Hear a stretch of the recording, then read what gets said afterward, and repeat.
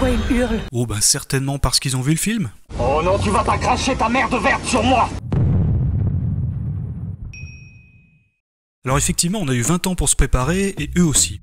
De notre côté, on a réussi à créer des moyens de transport un peu plus rapides, des champs de force et de nouvelles armes.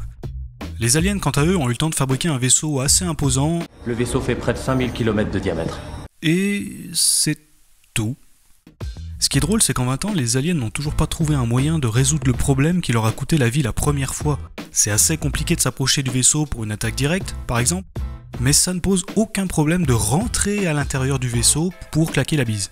C'est un peu comme si vous fabriquiez un abri anti-atomique avec une porte-fenêtre. Ça n'a aucun intérêt. Bref, on va parler des acteurs rapidement. On retrouve quelques personnages du premier volet, notamment David Levinson, joué par Jeff Goldblum. Attention! Son père Julius. Je crois qu'il n'y a nulle part au monde où on serait plus en sécurité qu'avec mon David. Thomas Whitmore. Ça faisait un bout de temps. Ou encore Brent Spinner, qu'on croyait mort dans le premier film, mais qui en fait ne l'est pas et qui sort d'un coma de 20 ans avec toute sa tête, ce qui est parfaitement crédible. Mais pourquoi tu me dis que maintenant que j'ai le cul à l'air? En petit nouveau, on a Jake Morrison. Personnage complètement stéréotypé, comme tous les autres, joué par un acteur qui devrait de toute évidence arrêter le cinéma pour le bien commun. Dylan Hiller dans le rôle du fils de Will Smith, et bien sûr mon préféré, Dikembe Umbutu.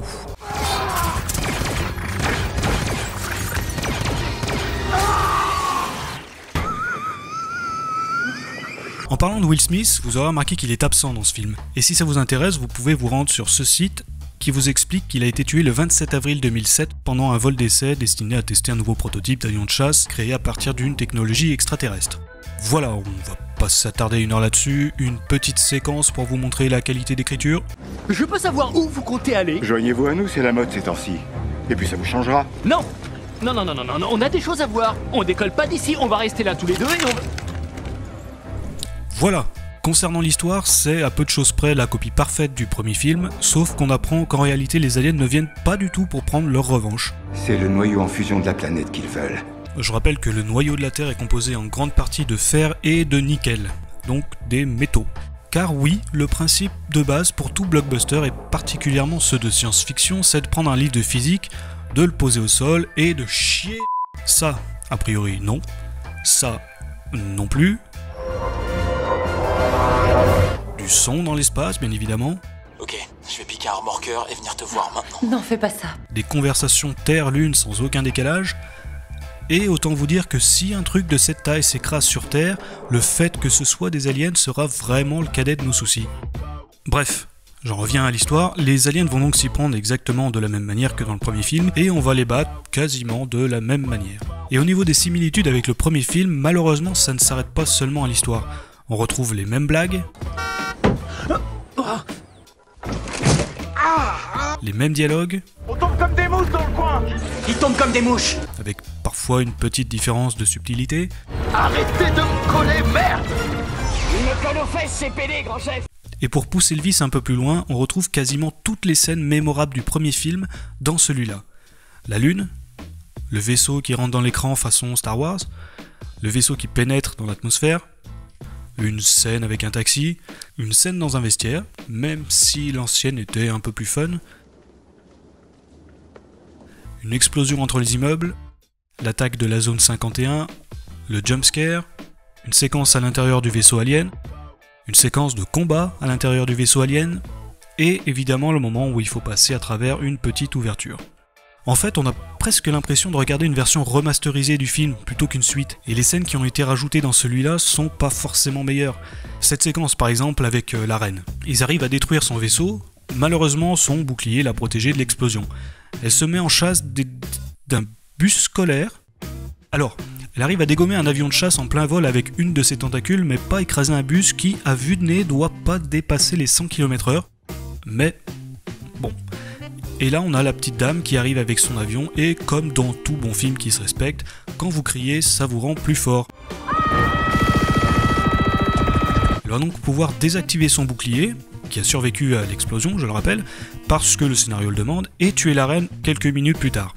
Tous les petits vaisseaux vont s'écraser, alors que le vaisseau mère va simplement rentrer chez lui, en oubliant bien évidemment la partie...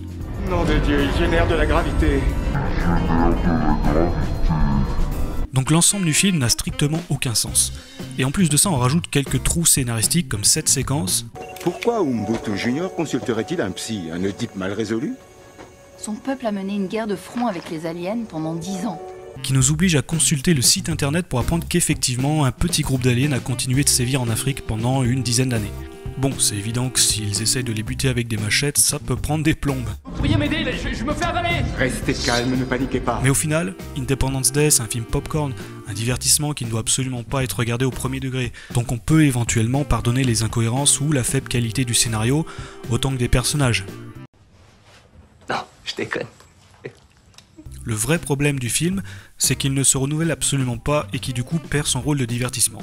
Quand on fait une suite, on est obligé d'ajouter quelque chose de nouveau, même si on reprend les mêmes bases. Regardez Terminator par exemple.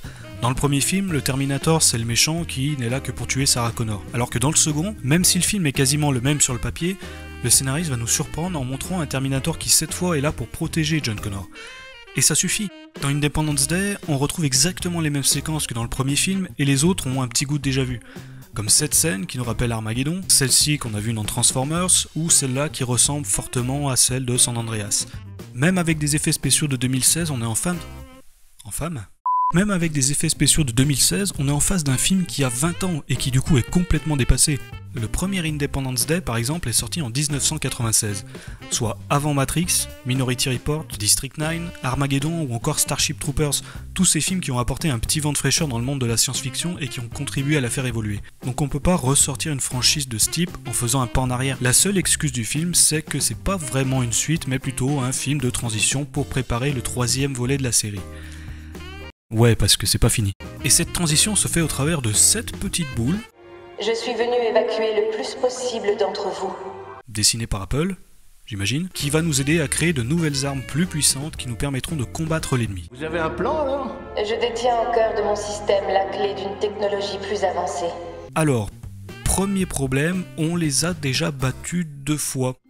Avec nos armes. Ouais. Deuxième problème. Un vaisseau récolteur a conquis notre planète et en a extrait le noyau en fusion. Je suis l'unique rescapé. On va écouter les conseils d'une civilisation qui s'est éteinte. Bon, mais peut-être qu'elle peut nous apprendre autre chose. Excusez-moi, directeur Levinson, vous n'imaginez pas les armes et la technologie que cette chose a dans son formidable disque dur. Maintenant, elle veut qu'on mène leur résistance. Quoi? Comment ça? 2 mots. Voyage interstellaire. Et bah voilà, voyage interstellaire, des armes super puissantes, une planète alien, voire une possible collaboration avec d'autres races aliens. Je vais juste revenir là-dessus. Voilà. Voyage interstellaire. Il y a un petit détail qu'on a laissé de côté, c'est qu'au début du film, on nous informe qu'on a une base située sur l'une des lunes de Saturne. Saturne, qui est située à environ 1,4 milliard de kilomètres de la Terre. Donc niveau voyage interstellaire, on devrait quand même déjà pas mal être calé. Donc en gros, on a un film qui est pourri et qui introduit une histoire qui est déjà foirée avant même d'avoir commencé.